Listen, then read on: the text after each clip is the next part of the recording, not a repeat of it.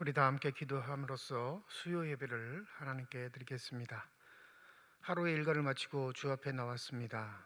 우리의 상한 심령을 치유하시는 주님, 예배드리는 한 사람 한 사람을 기억하여 주시고 어루만져 주시사 주의 영으로 충만케 하여 주시옵시고, 우리의 삶의 현실이 고단하고 힘들어도 좌절하거나 절망하지 않고 주를 바라보며 다시금 일어설 수 있는 믿음의 용기를 더하여 주시옵소서. 코로나19로 인하여 모이지 못하는 안타까움을 주께서 하십니다.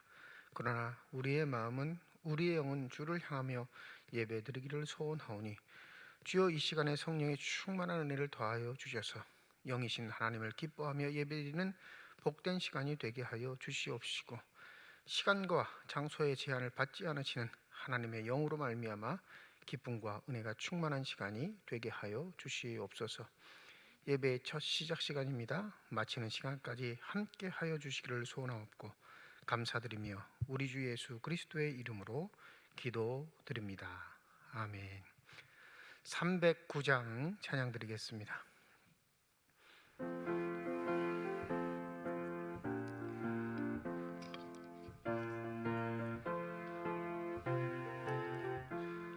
목마른 내 영혼 주가 이미 허락한 그 귀한 영생수 주여 갈망합니다. 그 약속 따라서 힘써 간구하오니 오 주여 내 기도 어서 들어주소서. 예수의 사랑 예수의 사랑 바다 물결같이 내게 임하니 영광의 물결에 온전히 쌓여서 내 영혼의 기쁨 한량없도다. 주 내게 약속한 금비 내려주시어 은혜의 저구름 건너편에 떠올라 그 귀한 징조가 내게 밝히 보이니 나 힘을 다하여 주께 간구합니다.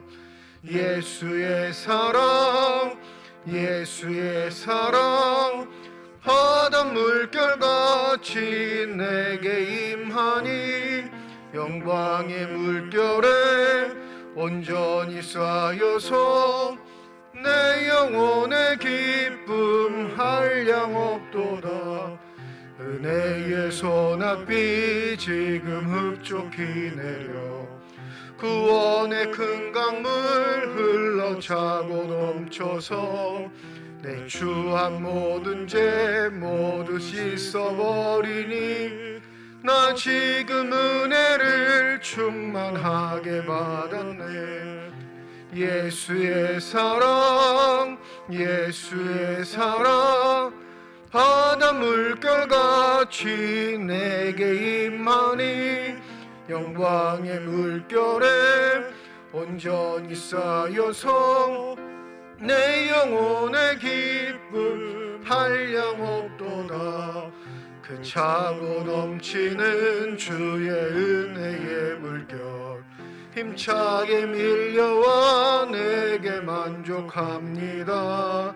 오 할렐루야로 주를 찬송하오니 내 마음의 기쁨이 항상 충만함이라. 예수의 사랑 예수의 사랑 바다 물결같이 내게 임하니 영광의 물결에 온전히 쌓여서 내 영혼의 기쁨 한량없도다. 예배를 위해 김지혜 전도사님 기도 인도해 주시겠습니다.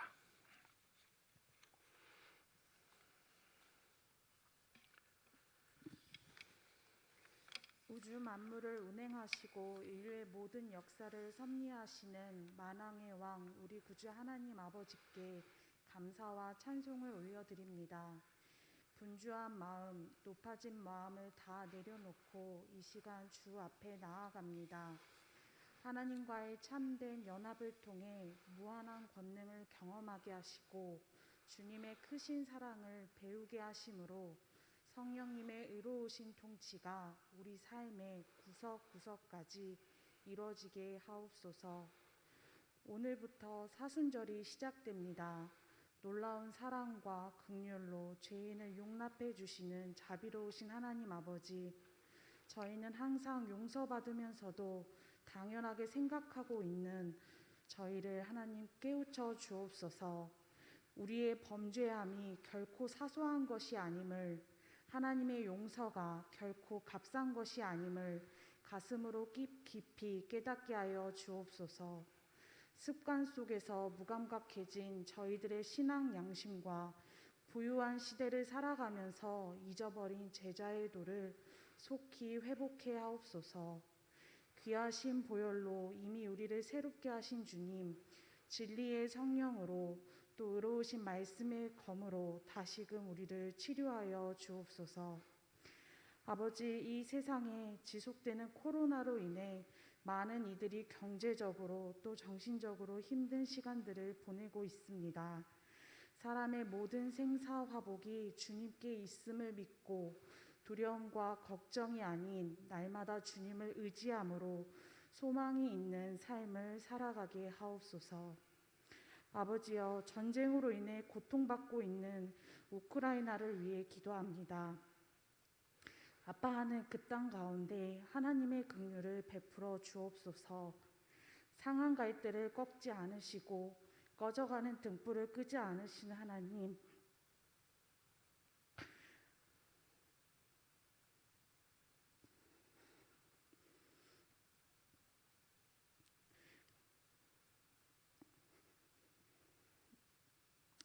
바람 앞에 흔들리는 촛불 같은 우크라이나를 긍휼히 여겨 주옵소서. 삶의 터전을 잃어버린 채 깊은 땅 속에서 숨지기고 있는 저들을 외면치 마시고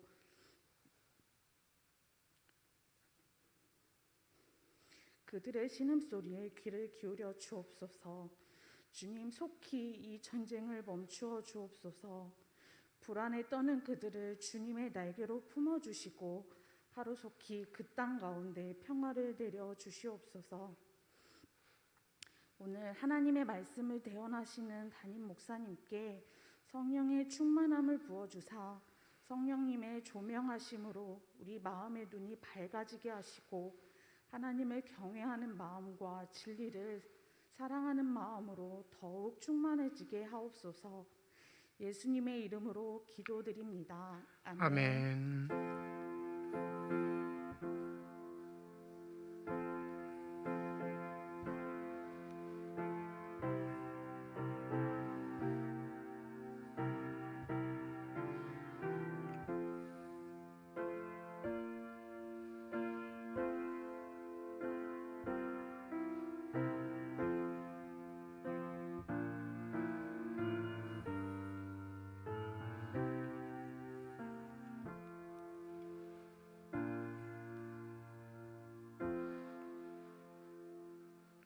오늘 이 시간 우리에게 주신 하나님의 말씀입니다. 신약성경 사도행전 8장 1절에서 25절까지의 말씀입니다.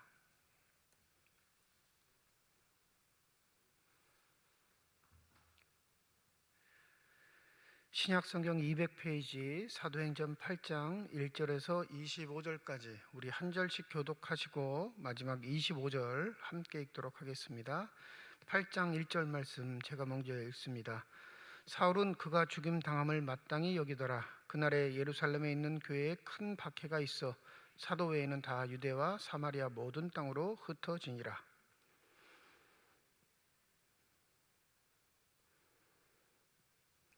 사울이 교회를 잔멸할새 각 집에 들어가 남녀를 끌어다가 옥에 넘기니라.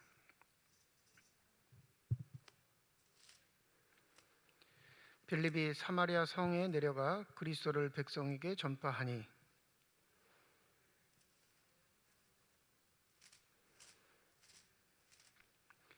많은 사람에게 붙었던 더러운 귀신들이 크게 소리를 지르며 나가고 또 많은 중풍병자와 못 걷는 사람이 나으니 그 성에 시몬이라 하는 사람이 전부터 있어 마술을 행하여 사마리아 백성을 놀라게 하며 자칭 큰 자라 하니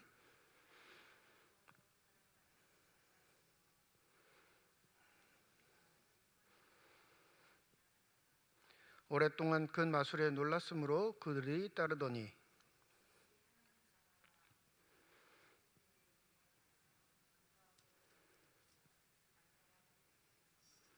시몬도 믿고 세례를 받은 후에 전심으로 빌립을 따라다니며 그 나타나는 표적과 큰 능력을 보고 놀라니라.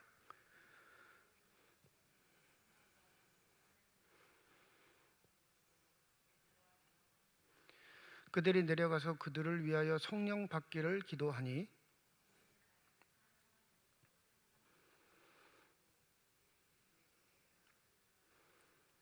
이에 두 사도가 그들에게 안수하며 성령을 받은지라.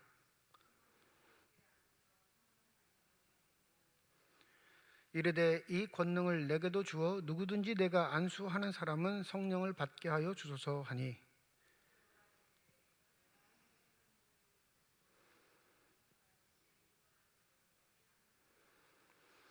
하나님 앞에서 내 마음이 바르지 못하니 이 도에는 내가 관계도 없고 분깃될 것도 없느니라.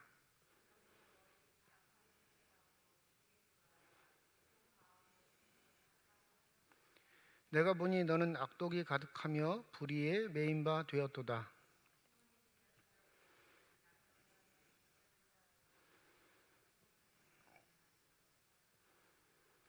함께 읽습니다. 두 사도가 주의 말씀을 증언하여 말한 후 예루살렘으로 돌아갈새 사마리아인 여러 마을에서 복음을 전하니라. 아멘.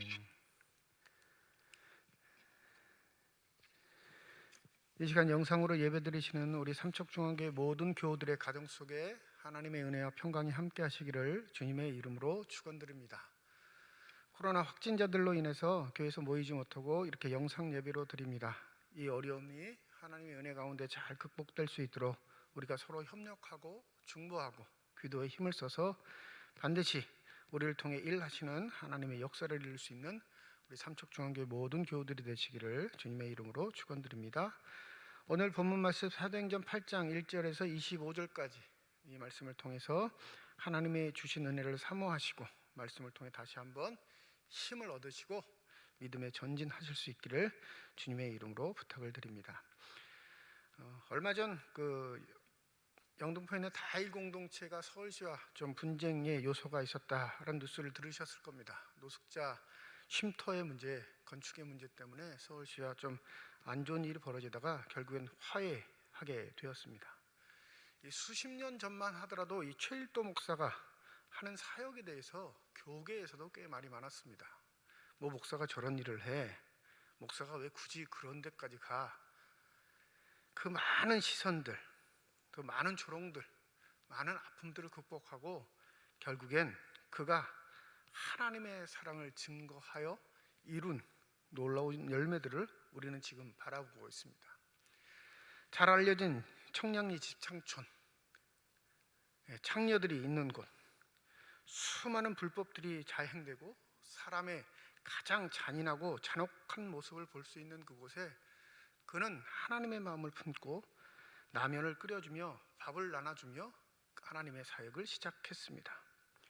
지금도 넥타이는 안 매시죠. 넥타이를 안 매시는 이유는 이 청량리 588 사역을 하실 때 큰 싸움이 났는데 이 완력을 사용하는 한 남자가 자신의 넥타이를 붙잡고 목을 조르는 바람에 죽을 지경에 이르는 경험이 있기 때문에 그렇습니다. 그래서 그 이후에는 넥타이를 매지 않으시고 사역을 하신다라는 그런 말을 들은 적도 있습니다. 단지 수십 년 전 일입니다. 먼 얘기도 아니고 수십 년 전엔 복음이 들어가지 못할 금지 구역이 있었다는 현실이 우리가 살아가고 있는 이 땅의 현실이었습니다. 누구나 다 예수를 믿고 구원받고 그 하나님을 찬양하며 살아가는 것이 아니라 금지된 구역, 결코 들어가서는 안 되는 구역, 결코 증거될 수 없는 구역이 우리의 현실 세계에 존재하고 있었다면 오늘 사도행전 8장에 보는 이 사마리아라는 지역, 수천 년 전이긴 하지만 얼마나 엄하게 그리고 얼마나 큰 담으로 둘러싸인 복음으로 무장되지 못한 지역이 있었다라는 것은 우리가 쉽게 생각해 볼 수 있을 겁니다. 오늘 집사였던 빌립이 사마리아에 들어가 전도하는 내용이 드러나고 있는데, 먼저는 이 왜 사마리아까지 가게 됐는지에 대한 이야기를 1절부터 3절까지 이야기하는데, 그것은 사울을 중심으로 한 기독교에 대한 핍박 때문에 믿는 사람들이 흩어지게 되었다, 이렇게 말합니다. 여기서 우리가 한 가지 좀 주목해 봐야 할 것은, 종종 그렇게 말씀하시는 분들이 계세요. 하나님이 교회를 확장시키기 위해서 교회를 박해하셨다, 이렇게 해석하시는 분들이 종종 계세요. 모든 일들이 하나님의 섭리 가운데 벌어지는 일이기에 이 박해를 어찌됐든 좋은 방향으로 해석해 보려고 해석하다가 그런 오류를 범하기도 하는데, 여러분, 이 초대교회 교인들이 게을러서 하나님의 뜻을 몰라서 그냥 무작정 예루살렘에 있고 싶어 하기에 하나님이 그들을 깨뜨리시는 요회랑으로 박해를 일으키셨다, 이렇게 해석해 버리면 하나님은 우리를 괴롭히시는 분으로 등장할 뿐이에요. 우리가 하나님의 사역을 잘 감당하지 않으니까 하나님이 괘씸히 여기셔서 박해를 일으키시고 그 박해 때 흩어진 사람들을 통해 하나님이 일하신다, 이렇게 성경을 바라보게 하는 건 하나님이 얼마나 잔혹한 분이신지, 우리를 끝끝내 종처럼 부르셔서 자신의 목적을 사용하시는 분들로 왜곡하는 해석이 되어버린 겁니다. 이 박해란 건 하나님의 섭리 가운데 있지만 실질적으로는 인간의 악이, 인간의 잔혹함이 만들어낸 일이라는 사실을 우리가 기억해야 할 것입니다. 오히려 하나님은 그 박해 중에도 하나님의 일을 하고 계시며 하나님의 백성을 돌보시며 하나님이 찾으시는 잃어버린 영혼들을 부르고 계신다라는 사실을 우리가 반드시 기억해야 할 것입니다. 오늘 1절에 보면 교회에 큰 박해가 있었다라고 이 큰 박해라는 단어를 사용하고 있고요. 2절에 보면 크게 울더라라는 동사를 사용하지요. 큰 통곡이 있었다라는 거예요. 하나님의 복음을 증거하는데 박해도 통곡도 있지만, 여러분 8절을 보세요. 8절에 뭐가 있어요? 그 성에 큰 기쁨이 있더라. 궁극적으로 복음을 통해 우리에게 주시고자 하는 하나님의 큰 뜻은 바로 하나님만이 주실 수 있는 큰 기쁨이라는 사실을 기억하시기 바랍니다. 소소한 게 아니에요. 큰 박해, 큰 통곡을 넘어서고 치유하고 회복할 수 있을 만큼 어마어마한 큰 기쁨을 선사하시는 분이 하나님이신 줄 믿습니다. 그런데 우리 이 박해가 큰 박해라고 기록하고 있기에 그냥 소소한 일이 아니라 예루살렘 전체에 있는 교회들을 흔들 만큼 강력했던 것임을 누가는 우리에게 밝혀주고 있습니다. 이 3절에 보면 이 단어를 쓰는데 잔멸하다라는 단어를 쓰죠. 3절 이렇게 기록합니다. 사울이 교회를 잔멸할세 각 집에 들어가 남녀를 끄더러다가 옥에 넘기니라.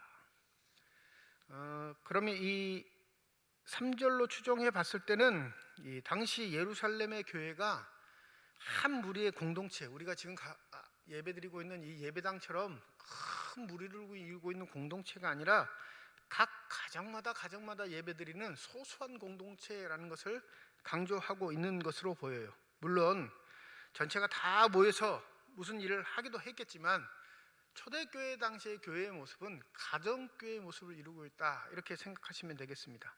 그러니까 각 집마다 다 다니면서 기독교인들을 잡아가고 끌어가고 옥에 넘기고 있는 거죠. 근데 이 잔멸하다라는 동사를 찾아보면 신약 성경에서는 여기가 유일하게 기록되어 있습니다. 신약 성경 어디에도 이 잔멸하다, 잔해하다라는 동사를 쓰지 않는데 이 본문에 유일하게 기록되어 있는데, 이 잔해하다, 잔멸하다의 뜻을 찾아보면 어떻게 기록하고 있냐면, 사나운 들짐승이 먹이를 잡아 몸을 물어뜯어 죽이는 행동이라고 기록합니다. 그러니까 이 잔해하다, 잔멸하다는 사람에게 적용시키는 동사가 아닌 거예요. 들짐승에게 적용하는 동사이죠. 근데 지금 누구에게 적용하고 있어요? 사람인 사울이 그 들짐승이나 하는 잔혹한 일을 하고 있는 주체가 되고 있음을 기록하고 있는 겁니다.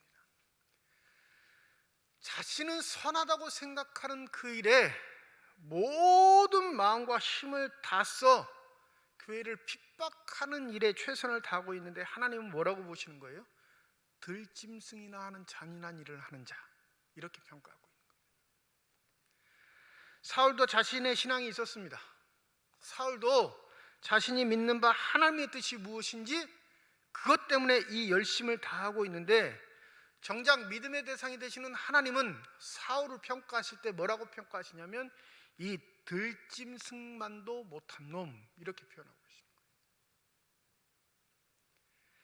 그러니 우리 주위에 일어나는 박해들, 큰 통곡들, 그것 자체가 하나님이 일을 벌이시는 일이 아닌 우리의 삐뚤어진 믿음의 시선 때문에 일어나는 일이라는 사실을 반드시 기억하셔야 할 것입니다. 이 일로 인해 흩어지는 사람들이 생기죠. 이 4절에 보면 우리 개역 개정에는 그 흩어진 사람들이라고 이렇게 번역하고 있지만 헬라어로 보면 그러므로라는 접속사를 씁니다. 이 잔혹한 박해, 짐승들이나 행하는 그럴 일들이 각 기독교 가정에서 일어나자마자 그 일로 인해 사람들이 흩어지게 됐는데, 여러분 보세요. 4절에 그들이 살기 위해 흩어지는 것처럼 우리는 여길 수 있지만 흩어지면서 뭘 해요? 4절 하반절 말씀 한번 보시면 두루 다니며 복음의 말씀을 전할세. 자신의 목숨을 보존하고자 숨기에도 바쁜 상황, 자신의 삶의 터전을 잃어버리는 거예요. 자신이 여태껏 쌓아왔던 모든 것들이 다 깡그리 무너지는 상황입니다. 그런데 놀랍게 그들의 마음의 중심에는 뭐가 있어요? 복음의 말씀이 있습니다.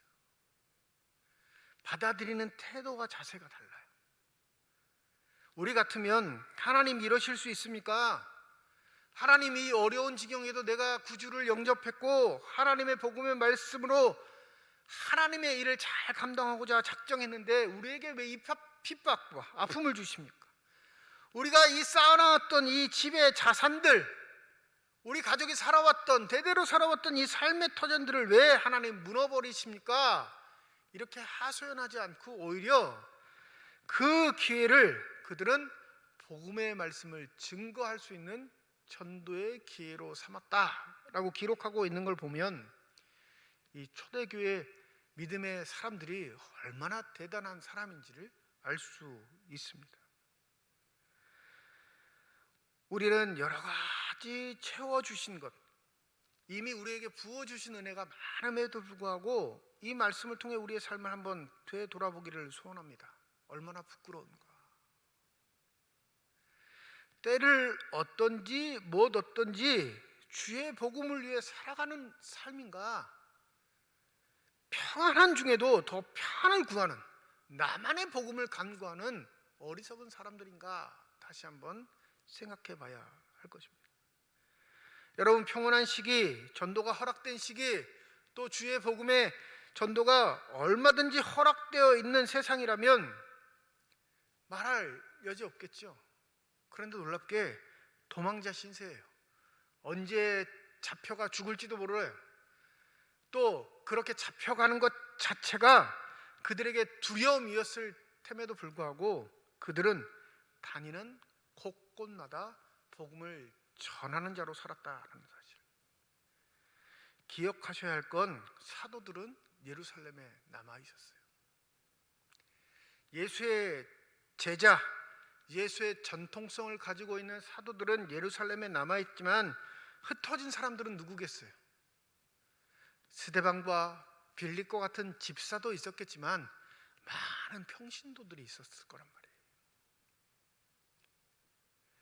예수를 믿기로 작정한 수많은 평신도들이 그들의 삶의 자리가 끝장난 그 순간 오히려 하나님의 복음을 증거할 수 있는 기회로 삼았다면,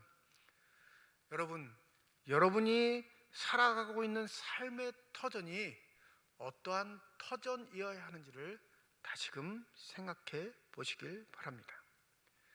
이 상황에서 우리는 빌립 집사를 만나게 됩니다.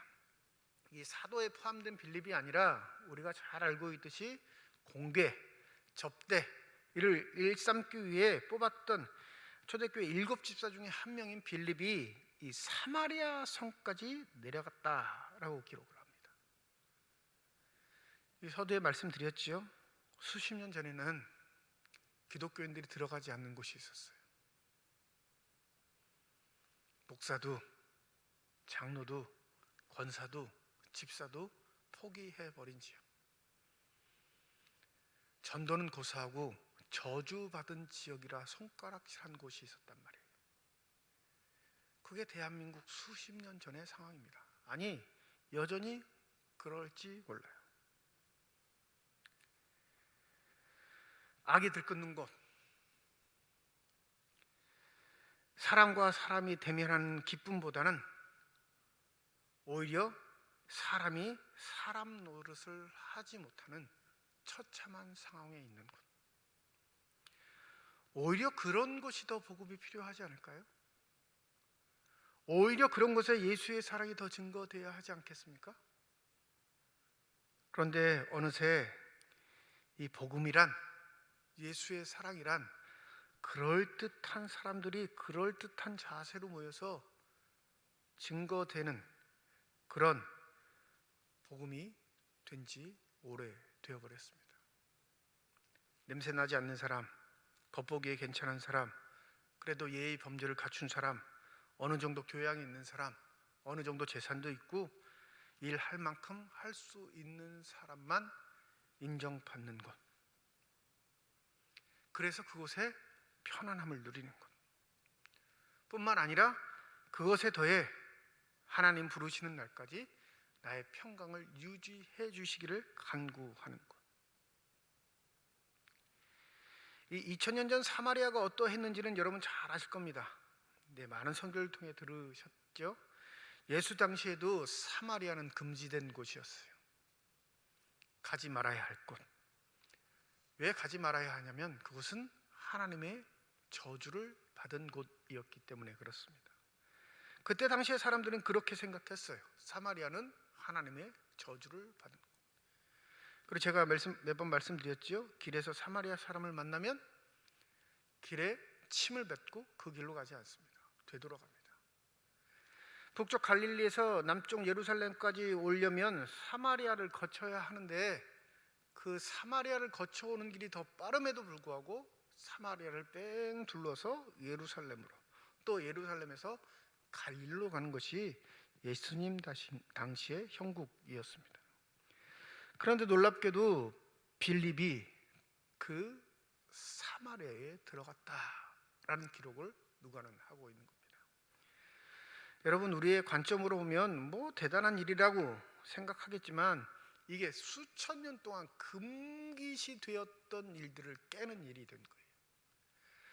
사도행전 1장 8절에 보면 너희가 성령을 받으면 예루살렘과 온 유대와 그 다음이 뭐죠? 사마리아예요. 사마리아 다음에는요, 땅끝입니다. 땅끝으로 복음을 증거하기 위해 반드시 거쳐야 할 곳이 어디냐면 사마리아인 거예요. 예루살렘과 유다는 이미 자신들에게 잘 적응되어 있는 곳입니다. 이미 자신들이 너무나 잘 알고 있는 곳입니다. 그리고 그것은 자신들의 삶의 터전이었기에 예루살렘과 유다에 관한 복음의 증거는 말할 필요조차 없습니다.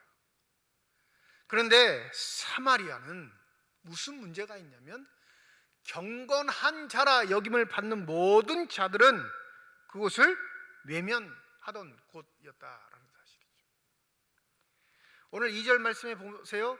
경건한 사람들이 스데반을 장사하였다라고 이렇게 경건한 사람들이라 묘사하고 있죠. 그러니 유대에서 말하는 경건한 사람들과 기독교에서 말하는 경건한 사람들이 다르다는 것을 누가는 확증하고 있는 겁니다. 유대법의 기준에 따라 경건한 사람들이라 하면 사마리아를 갈 수 있을까요? 없을까요? 당연히 못 가죠. 가는 즉시 그는 불의한 사람이 되어버리는 겁니다. 죄인이 되어버리는 거예요. 그런데 예수 그리스도를 통해 복음을 접하게 되고 그가 우리의 죄를 사해 주신 구세주가 되셨다는 새로운 경건의 기준을 가진 사람들에겐 사마리아는 가지 말아야 할 곳이 아니라 가야만 하는 곳으로 바뀌게 된다는 사실을 우리가 기억해야 할 것입니다. 우리 마음속에도 여전히 사마리아는 존재합니다. 내가 스스로 만들어버린 사마리아가 있어요. 에이, 저 집은 안 돼. 친척임에도 가족임에도 불구하고 자기 스스로가 포기해버린 사마리아가 있다는 거예요. 우리를 하나님의 자녀로 부르시고 그 부르심에 합당한 은혜를 주신 이유는 바로 우리를 통해 그 사마리아로 들어가게 하시는 하나님의 은혜가 있다는 사실을 잊지 마시기 바랍니다. 여러분, 포기하지 마세요. 안 될 것 같은 건 내 생각일 거예요. 안 된다고 생각하는 건 내가 지나온 세월에 대한 결론일 뿐이지 하나님이 포기하신 건 아니거든요. 그냥 그 내 마음속에 있는 사마리아만 생각하면 답답하고 은혜되지 않고 괴롭고 힘드니까 나 편하자고 자꾸 그 사마리아를 의식적으로 외면하는 사람들이 참 많습니다. 자녀와 부모가 믿음 때문에 불화를 합니까? 친척 관계에 있어서 믿음 때문에 불화하는 가정들이 있습니까? 그러면 믿지 않는 가정이라고, 믿지 않는 자녀라고, 믿지 않는 부모라고 사마리아라고 낙인 찍혀 외면하지 마시고 그 사마리아 때문에 나를 주의 자녀 삼으셨다는 사실을 잊지 마시기 바랍니다. 빌립이 들어간 사마리아 성 6절에 보면 이렇게 기록하지요. 빌립의 말도 듣고 행하는 표적도 보고 한 마음으로 그가 하는 말을 따르더라. 더불어 7절에 보면 많은 사람에게 붙었던 더러운 귀신들 또 많은 중풍병자들 못 걷는 사람이 나아 그 성에 큰 기쁨이 있더라. 하나님이 예비하셨던 큰 기쁨이 빌립이 사마리아 땅을 밟자마자 그 사마리아 지역에 하나님이 쏟아부어 주셨어요. 여기서 묘사되고 있는 이 사마리아라는 건 도시의 이름일 수도 있지만 지역의 이름일 수도 있습니다. 어디 지역 할 때 큰 광범위한 지역을 말하는데, 그래서 성서학자들은 이 사마리아가 세겜이 아닐까 이렇게 추측합니다. 사마리아 지역에서 제일 큰 도시가 세겜이거든요. 여러분, 세겜이 어떤 도시인지 아시죠? 족장시대 아브라함 때부터 이스라엘의 역사가 유구히 계속 그 도시를 통해 이루어졌던 상징적인 도시입니다. 그런데 지금 형편을 보세요.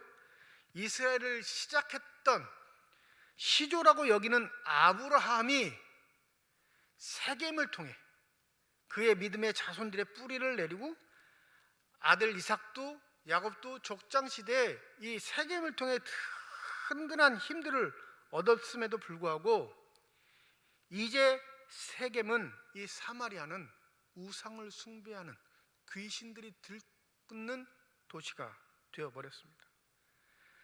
여러분, 이 사마리아를 장악하고 있는 사람이 한 사람 등장하는데 9절입니다. 그 성에 시몬이라 하는 사람이 전부터 있어 마술을 행하여 사마리아 백성을 놀라게 하며 자칭 큰 자라 하니, 이 시몬이라는 마술사가 이 사마리아 백성들에게는 대단한 인물이었던 거예요. 10절에 이렇게까지 표기하지요. 이 사람은 크다 일컫는 하나님의 능력이라 하더라. 근데 여기 시몬 앞에 마술이라는 단어를 쓰고 있죠. 여러분, 빌립이 행한 건 하나님과 함께 하시는 기적, 표적이었는데 시몬이 행했던 건 마술이라 이렇게 누가는 기록하고 있어요. 시몬이 지금까지 행했던 건 단 한 번도 기적인 적이 없었습니다. 그냥 마술이에요. 이 마술은 뭐지요? 사람의 눈을 속이는 것.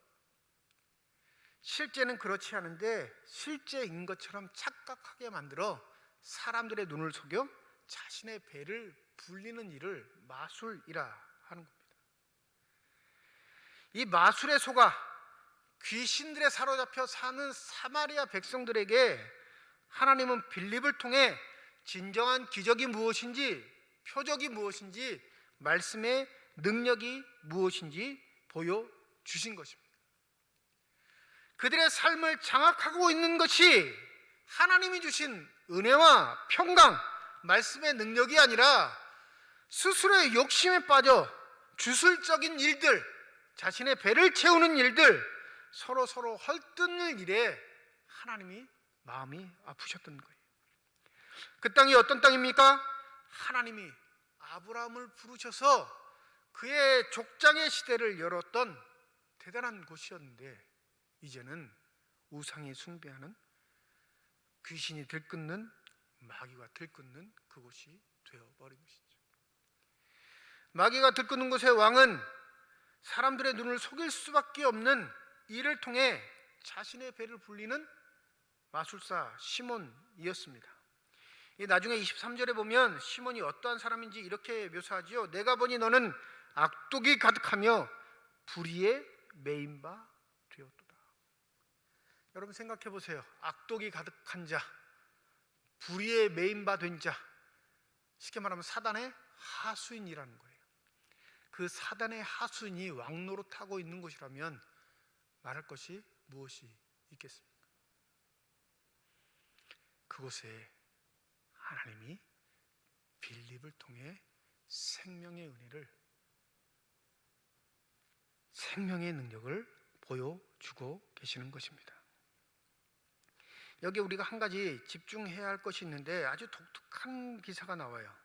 이 15절부터 17절인데 이건 아직 신약 성서학자들도 굉장히 싸우는 본문 구절 중에 하나입니다. 한번 제가 15절부터 17절까지 천천히 읽을 테니까 여러분도 성경책을 보시면서 한번 같이 읽어보시죠. 함께 읽습니다. 시작.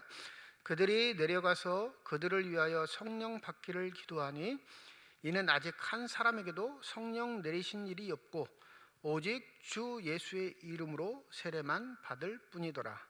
이에 두 사도가 그들에게 안수하며 성령을 받은지라. 통상 우리가 지금 알고 있는 구원의 감격, 구원의 확증은 언제 이루어지냐면 예수의 이름으로 세례를 받게 되었을 때 하나님의 백성이 되었다, 하나님의 자녀가 되었다라는 표징으로 삼습니다.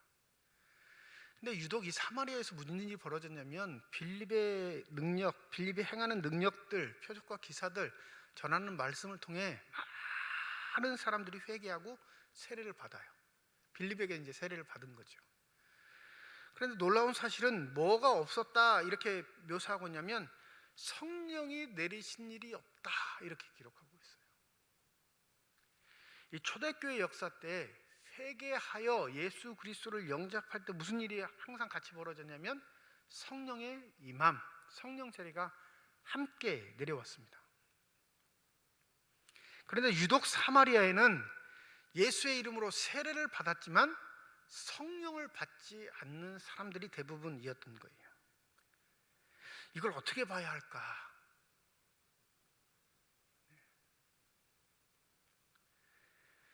로마서 8장 9절에 보면 이런 말씀이 있습니다. 만일 너희 속에 하나님의 영이 거하시면 너희가 육신에 있지 아니하고 영에 있나니 누구든지 그리스도의 영이 없으면 그리스도의 사람이 아니라.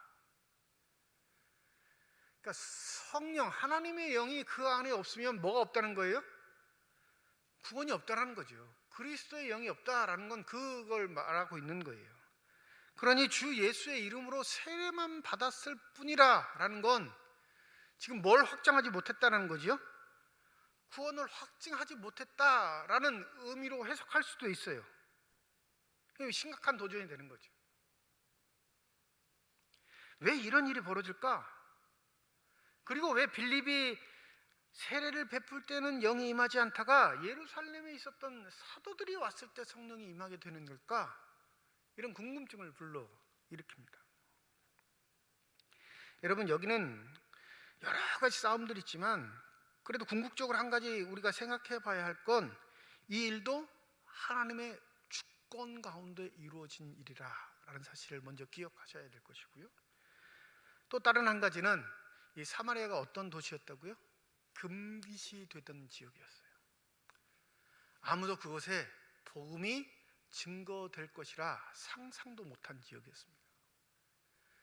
이 빌립이 사도들의 허락을 받고 사마리아에 간 게 아니에요. 그죠? 자진해서 사마리아를 간 거죠. 이 자진해서 사마리아를 간 것도 물론 그 뒷면에는 성령의 인도하심이 있었겠죠. 그 마음에 감동을 주었기에 그가 사마리아로 들어갈 수 있었을 텐데, 여기서 세례와 성령의 임함이 별개인 것처럼 묘사하고 있는 이유는 이 사도들의 발걸음을 어디로 인도하시는 하나님의 은혜가 있는 거예요? 사마리아로 인도하시는, 그들의 마음의 장벽, 복음을 전한 곳의 장벽으로 삼고 있는 그 사마리아로 인도하시기 위해 하나님이 이런 시간차를 두셨다라고 해석하는 사람들도 있습니다. 초대교회 당시 사도들이 공인인 거예요. 기독교 세계의 공중입니다. 그들의 안수, 그들의 기도는 곧 그들이 뭐가 되었다는 확증이 되는 거죠. 하나님의 자녀, 기독교인이 되었다라는 확증이 되는 것이죠. 생각해 보세요. 집사였던 빌립이 내가 그 지역에 가서 열심히 전도하고 세례를 주고 많은 사람들이 예수를 믿게 되었습니다 라는 게 초대교회 당시 공중이 될 수 있을까요, 없을까요? 그건 사도의 권위와 비교해 볼 때 너무나 하찮은 일입니다. 그러니 하나님께서 시간차를 두신 거예요. 그들이 먼저 예수를 믿기로 작정하고 세례를 받았지만 그 사마리아 지역도 하나님이 사랑하셔서 하나님이 구원받는 백성을 나타나게 하셨다라는 그 엄연한 현실, 사실을 많은 사람들에게 알리기 위해서 누구를 보내신 거예요? 그가 아끼셨던, 그가 가장 존귀 여겼던 베드로와 요한을 보내서 성령 세례를 받게 하신 겁니다. 여러분, 여기서 기억하셔야 할 게 그 성령을 받게 하는 주체가 베드로와 요한이 아니라 누구시라는 거예요? 하나님이라는 사실을 잊지 마시기 바랍니다. 여기에 인간의 겸손함이 있어야 합니다. 보세요. 그들이 한 건 기도한 거예요. 하나님께 간구한 겁니다. 성령을 주시기를 간구할 때 하나님이 그들의 기도를 들으시고 어떻게 하신 거예요? 17절에 보면 성령을 받게 하셨습니다. 우리가 성령을 받다 할 때 지금 현대교회는 그 성령을 받는 현실을 목격할 수 있는 일들이 없죠. 제가 만약 세례를 할 때, 교인을 앉혀놓고 세례를 할 때 세례하고 성령을 받는 역사가 우리가 눈에 볼 수 있는 증상처럼 이루어지면 성령이 오셨다 이렇게 말할 거예요. 근데 현 시대에는 그런 일들이 거의 없습니다. 또 성령을 받았다고 하는 사람들이 간증하는 거 보면 다 주관적인 체험일 뿐이에요. 남들은 못 봤는데 자기는 봤대. 남들은 못 느꼈는데 자기는 느꼈대. 그래서 자기가 되게 우월한 존재인 것처럼 간증하고 다니는 사람이 참 많습니다. 여러분, 성령을 받았다면 남보다 내가 우월하다고 자랑할 수 있을까요? 하나님의 영, 예수의 영을 받았다면 내가 잘났다고 자랑할 수 있겠냐 이거예요. 아니죠. 예수의 영은 우리를 겸손하게 하시는 줄 믿습니다. 나보다 남을 낮게 여기는 게 예수의 영이 하시는 일이에요. 그러니 진정 성령을 받은 자는 자기를 드러내는 자가 아니라 오히려 자기를 추운 자가 정상이죠. 근데 성령의 은혜를 받았다, 성령의 세례를 받았다, 성령의 감동을 받았다 하는 사람들의 간증을 보면 100이면 100, 다 누구를 높여요? 말은 하나님의 영광이라고 하는데 자기를 높이는 사람이 대부분. 근데 이 초대교회 당시에는 이 성령이 내려오심, 성령을 받게 되는 증상이 보였던 것 같아요. 왜 그러냐면 18절에 보면 뭐라고 하죠? 시몬이 사도들의 안수로 성령 받는 것을 보고, 보세요, 그냥 사도들이 사마리아 백성들에게 안수를 합니다. 하나님, 성령을 이들에게도 주십시오 라고 기도하는데 아무 증상이 안 일어났으면 그게 성령을 받은 건지 안 받은 건지 모를 거 아니에요. 그런데 시몬이 유심히 그걸 봤어요. 왜 그것을 유심히 봤냐면, 표적과 기적을 행하는 주체, 내가 사람들의 눈속임을 통해 돈을 버는 것 아닌 정말로 기적과 이적을 행할 수 있는 능력이 저 성령이란 것에 있구나 라고 생각하고 흑심을 품고 욕심을 품고 봤단 말이에요. 그런데 진짜 성령의 임함의 증상이 나타나게 된 것을 본 거죠. 그러니까 뭐라고 해요? 돈을 줄 테니 나도 그 능력을 좀 달라, 이렇게 얘기하는 겁니다. 그러니까 현대 지금 시대와는 다르게 초대교회에서는 성령의 임하심, 내리심, 성령의 충만하심이 사람의 눈에 목격되는 현상으로 나타났던 거죠. 그런데 여러분, 이렇게 성령의 임하심, 내리심이 나타났던 건 그때 당시 사람들이 외면하고 버려버렸던 그 도시, 저주받은 그 도시, 죄인들만 득실거리는 그 도시, 마술을 부리는 자가 왕노릇하는 어둠의 권세가 장악하고 있는 그 도시를 하나님이 어떻게 하셨다는 거예요? 회복시키시고 살리셨다라는 말입니다. 믿으십니까? 그것을 부인할까 봐, 그것을 사람들이 인정하지 않을까 봐 친히 두 사도까지 보내셔서 이 일이 하나님의 섭리 가운데 이루어진 역사적인 사건이라는 것을 우리에게 알려주고 있는 것입니다. 여기에 우리에게 주시는 하나님의 도전이 있습니다. 악의 세대를, 또 악의 세력 속에, 어둠 속에 살아가고 있는 많은 사람들에게 하나님은 여전히 그들을 사랑하신다 말씀하고 계시는데, 그 사랑의 표현은 바로 우리 자신이어야 할 것입니다. 우리가 그리스도의 편지가 되어야 하고요, 우리가 하나님의 증언이 되어야 하고, 하나님이 행하시는 아름다운 사랑의 지체들이 되어야 할 줄 믿습니다. 이건 누가 가능하냐면 성령을 받은 사람들이 가능해요. 성령의 은혜를 체험한 사람들이 성령의 마음을 가지고 행할 때에 가능하다는 사실입니다.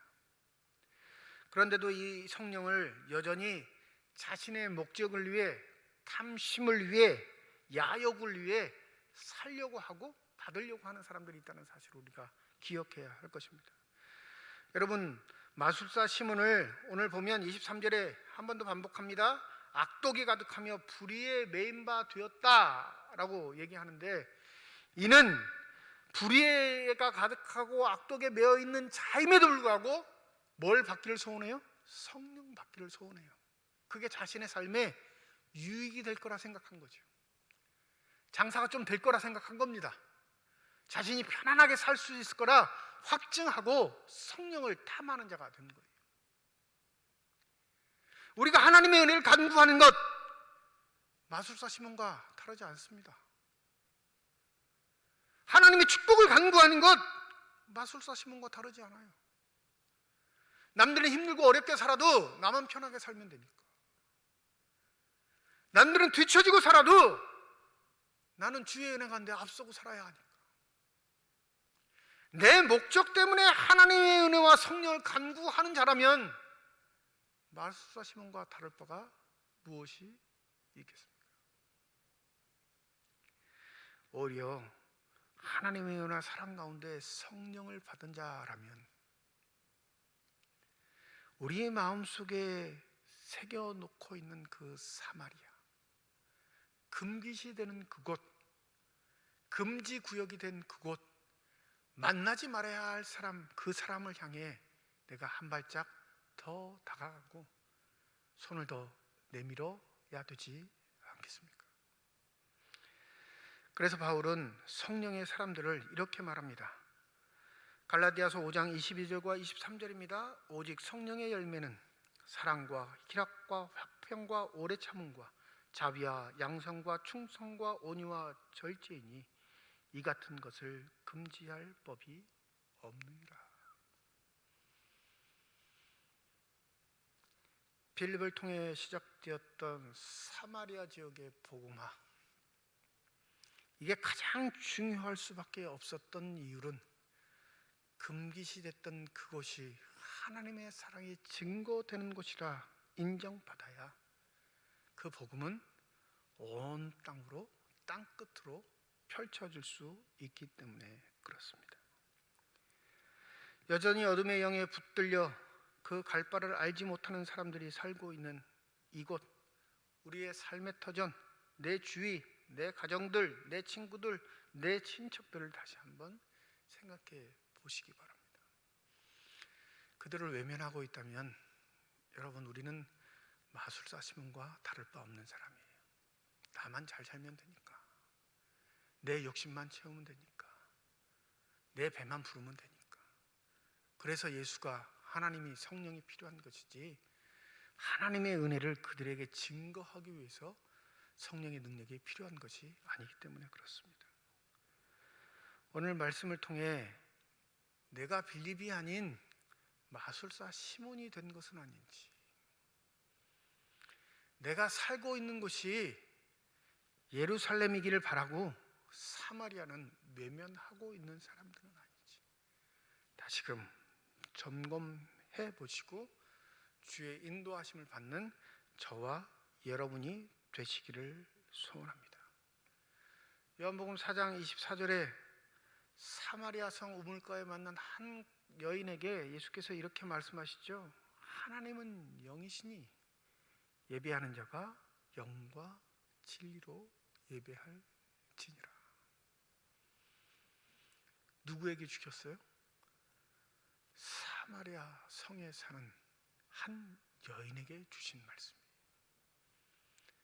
아직까지도 우리가 예배의 기준이라, 예배의 모든 것이라 생각하는 그 한 구절의 말씀은 금기시된 지역, 금기된 사람에게 주신 귀한 말씀이었습니다.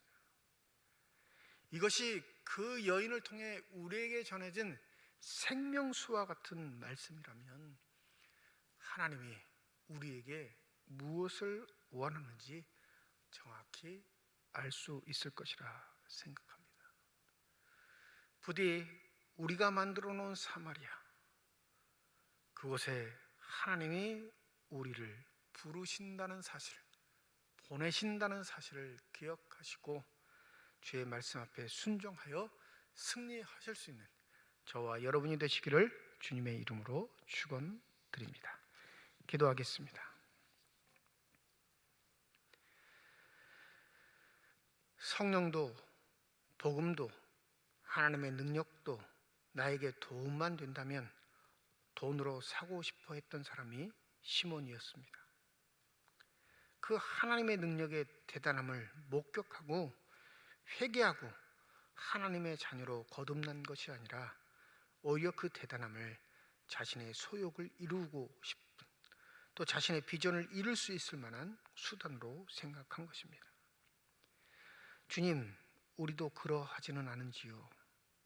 하나님의 은혜를 주셨고 하나님의 은혜를 베풀어 주셨고 사랑을 주셨음에 그것이 나에게만 적용되고 있는 것은 아닌지, 여전히 우리 스스로가 규정해 놓은 사마리아에 우리 스스로가 가지도 않고 외면하고 있는 삶은 아닌지, 성령의 은혜를 받은 자로서 하나님의 말씀을 잘 듣게 하여 주시옵시고 이끄시는 대로 우리의 삶이 주 앞에 온전히 드려지며 사용되어 줄 수 있는 복된 삶들이 다 되게 하여 주시옵소서.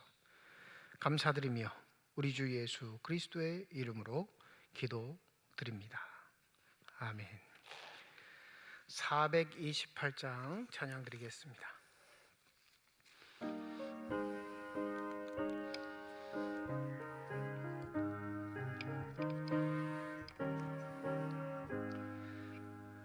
내 영혼의 햇빛 비치니 주 영광 찬란해. 이 세상 어떤 빛보다 이 빛도 빛나네. 주의 영광 빛난 광채 내게 비춰 주시옵소서. 그 밝은 얼굴 배울 때 나의 영혼 기쁘다. 내 영혼에 노래 있으니 주 찬양합니다.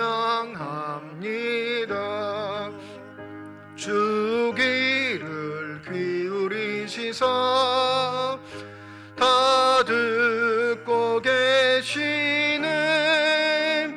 주의 영광 빛난 광채 내게 비춰 주시옵소서. 그 밝은 얼굴 배울 때 나의 영혼 기쁘다. 내 영혼의 봄날 되어서 주 함께 하실 때 그 평화 내게 깃들고 주 은혜 꽃피네. 주의 영광 빛난 광채 내게 비춰 주시옵소서. 그 밝은 얼굴 배울 때 나의 영혼 기쁘다. 내 영혼에 희락이 있고 큰 소망 넘치네.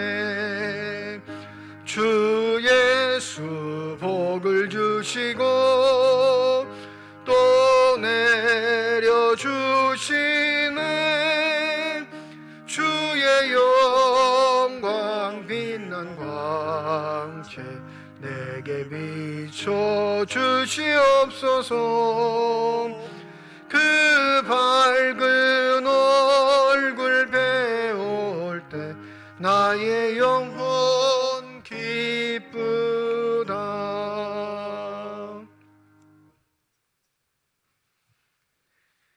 네, 교회 소식 전하겠습니다. 이번 주일 예배 1부, 2부 예배로 모입니다. 각 예배당 150명씩 참석 가능하시고요. 1부, 2부 예배로 모인다는 것 기억하시고 이번 주 새벽 기도회는 이번 금요일까지는 모이지 않습니다. 모이지 않고 오늘 수요 예배 영상으로 들으셨는데 다음 주부터는 수요 예배도 우리 모여서 예배 드릴 수 있도록 그렇게 준비하도록 하겠습니다. 교회 학교 예배는 당분간 영상 예배로 드립니다. 우리 학생들 추이를 좀 살펴보고 모여도 되겠다 싶으면 여러분께 다시금 알려드리도록 하겠습니다. 오늘 3월 2일 수요일 제2수요일입니다. 사순절이 시작되는 날인데 우리 사순절 기간 동안 여러분 경건 생활에 힘써 주시고 또 어렵고 힘든 사람들을 위해 함께 기도하고 또 간구할 수 있는 귀한 시간이 되시기를 부탁합니다. 이번 주일 항존직 2차 선거를 실시합니다. 오전 8시부터 오후 1시까지 지하 식당에서 투표하는데 예배 시간엔 투표하실 수 없고요. 장로 5명, 안수입사 4명, 권사 7명 이렇게 선출을 하게 됩니다. 이번에 투표용지를 받으시면 이 투표용지에 다 그 사람들 이름이 기록되어 있어요. 이 배수 공천을 했기 때문에 예를 들어 당론을 5명 보면 10명의 사람의 이름이 기록되어 있는데 득표 순으로 이름이 기록되어 있습니다. 이번에는 이름을 쓰시거나 번호를 쓰시는 게 아니라 그 이름 옆에 기표를 하시면 돼요. 기표봉이 그 투표소 안에 다 있으니까 자신이 기표하실 때 주의하실 건 장로를 5명 뽑으면 5명까지만 기표하실 수 있습니다. 6명을 기표하면 그 표는 무효표가 되어버리고요. 안수 집사도 마찬가지입니다. 4명까지 기표하실 수 있는데 5명째부터 기표하게 되면 그렇게 무효표가 되는 거예요. 기준보다 많게 기표를 하시면 무효표가 되니까 유의하셔서 장로는 5명까지, 안수집사는 4명까지, 권사는 7명까지 기표해 주시고 우리 투표함에 넣어 주시면 되겠습니다. 이 결과 발표는 3월 6일 주일 홈페이지에 게시되고요. 최종 선거 결과 모두 최종으로 당선되신 분들의 선거 결과는 우리 둘째 주일 3월 14일 주일 예배 교회 소식 시간에 발표하도록 하겠습니다. 교회 내 확진자가 한 10여 명 정도 됩니다. 우리 교회 목사님들, 교구 목사님들 통해서 보고받은 바로는 한 10여 명 되는데 그래도 아주 중증이나 이런 분들은 없어서 경미한 상황에서 잘 지내고 계시는데 여러분 우리 확진자들을 위해서 기도해 주시고 더 이상 확진되는 일이 없도록 여러분들이 함께 중보 기도해 주시면 좋겠습니다. 그래도 다행히 교회에 모여서 예배드리는 시간에 확진된 것이 아니라 어떻게든 소소하게 외부에서 확진되신 분들이 대부분이신 것 같아요. 그래서 교회가 안전을 생각해서 일단 지난 주일부터 영상 예배로 또 이번 주 한 주간도 교회에서 모이지 않는 것으로 이렇게 정했습니다.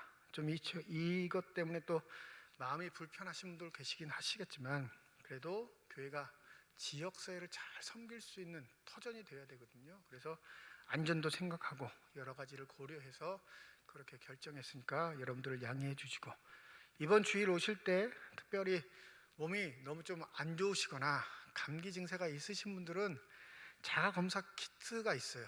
약국에 가면 한 6,000원 정도에 사실 수 있고 6,000원이 아까우시면 삼척시 보건소에 가면 다 하나씩 나눠줍니다. 이렇게 이름만 적고 제출을 하면. 그래서 토요일쯤에 한번 검사를 해보시고 이상이 없다 생각하시면 교회 오시면 좋겠어요. 만약에 좀 몸이 이상하다, 감기 기운이 있다, 목이 좀 아프다. 대부분 확진자들 통화해보면 뭐라고 하시냐면 목이 많이 아프시대. 감기 증세로 알고 이비인후과 가신 분도 있고 감기 증세라 생각하시는 분들이 해보니까 양성 반응이 나오는 거예요. 그러니까 감기 증세가 있으시면 토요일쯤에 자가검사 키트로 한번 해보시고 10분에서 15분 정도 걸립니다. 그래서 2줄 안 나오고 1줄 나오면 교회 오시면 돼요. 2줄 나오면 검사 받으시러 가시고 아니시면 교회 오셔서 선거에도 참여하시고 또 예배도 함께 드리시면 되겠습니다. 여러분 이 일을 위해서 잘 협조해 주시고 또 함께 기도해 주시기를 부탁을 드립니다. 우리 태국 원대호 선교사님, 몽결 이공식 선교사님, 이제 이번 주에 다 태국 선교사님은 출국하셨고 이제 이동식 선교사님 출국하시게 될 텐데 우리 선교사님들을 위해서도 그 가족들을 위해서도 함께 기도해 주시면 감사하겠습니다. 드려진 예물 위해 기도하고 축복 기도함으로써 예배를 마치도록 하겠습니다. 주님 앞에 드리는 귀한 손길 주께서 아시오니 하나님 먼저는 믿음의 복을 더하여 주시옵시고 늘 살아가는 동안 하나님이 베푸시는 축복과 은혜 가운데 아름답게 살아가는 삶이 되게 하여 주시옵소서. 11조 예물로 드립니다. 감사의 예물로 드립니다.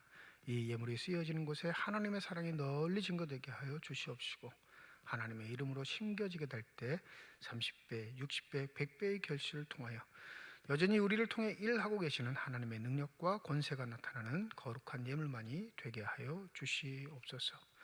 언제나 우리의 삶에 찾아와 어루만져 주시는 하나님의 따사로운 은혜와 사랑을 느끼게 하여 주시옵시고 늘 날마다 채우시는 또 함께 하시는 하나님의 축복 가운데 살아갈 수 있는 복된 삶들이 다 되게 하여 주시옵소서.